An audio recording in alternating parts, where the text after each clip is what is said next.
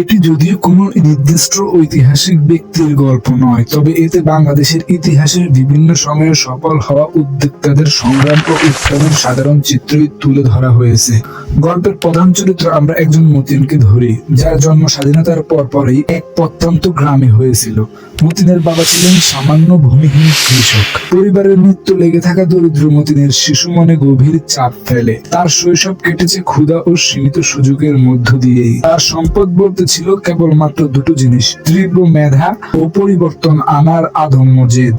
গ্রামের প্রাথমিক বিদ্যালয়ে পড়া অবস্থায় সে বুঝতে পারে কেবল কৃষিকাজ করে এই দরিদ্র দূর করা যাবে না। 1970 এর দশকের শেষের দিকে যখন দেশের অর্থনৈতিক সর্বমাত্রা স্থিতিশীল হতে শুরু করে, মতিন তখন সিদ্ধান্ত নেয় সে আর গ্রামে থাকবে না। অর্থাৎ মাত্র 15 বছর বয়সে মতিন তার বাবার কাছ থেকে নেওয়া 100 টাকা পুঁজি নিয়ে ঢাকার উদ্দেশ্যে রওনা হয়ে ঢাকা যায়। প্রথমে সে পুরান ঢাকার একটি ছোট্ট দোকানে শ্রমিক হিসেবে কাজ শুরু করে। দীর্ঘ 12-14 ঘন্টা কঠোর পরিশ্রম করে সে সামান্য কিছু টাকা জমাতো।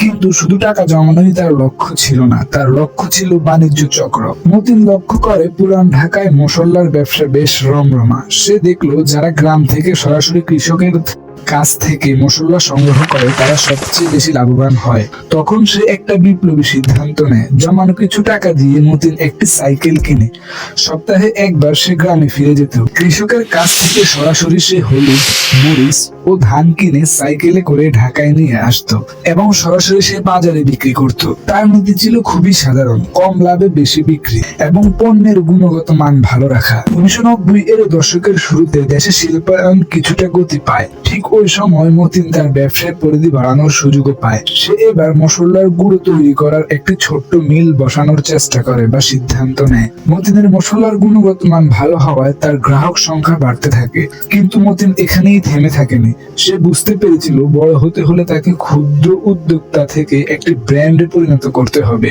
মতিন তার ব্যবসার একটি নাম দেয় এবং মশলাগুলো ছোট পরিষ্কার প্যাকেটে বাজারে ছাড়তে শুরু করে। সে সময় প্যাকেটজাত মশলার ধারণা ততটা জনপ্রিয় ছিল না, কিন্তু মতিনের মানসম্মত পণ্য দ্রুতই মানুষের মাঝে সে বিশ্বাস অর্জন করতে শুরু করে। এবার মতিন বড় আকারে যন্ত্রপাতি কেনার জন্য ব্যাংকের দ্বারস্থ হয়। তার স্বচ্ছ ব্যবসায়ী হিসাবে এবং বাজারে তার তৈরি করা বিশ্বাস দেখে ব্যাংক তাকে প্রথমে বড় আকারের ঋণ প্রদান করে।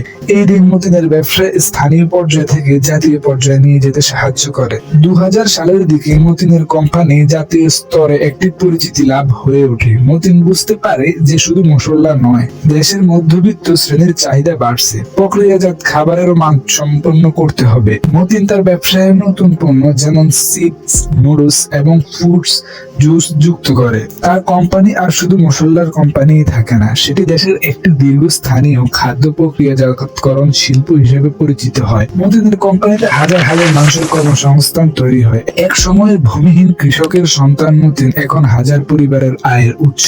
আজকে মতিন একজন কোটিপতি উদ্যোক্তা। তার কোম্পানি এখন দেশের বাজারে অন্যতম বৃহৎ শিল্প গোষ্ঠী, যার পণ্য বিদেশে পর্যন্ত রপ্তানি হয়। মতিনের গল্পটি কেবল অর্থ উপার্জনের গল্পই নয়, এটি একটি বার্তা বহন করে। দরিদ্র একটি বাধা, কিন্তু তা ভাগ্য নয়।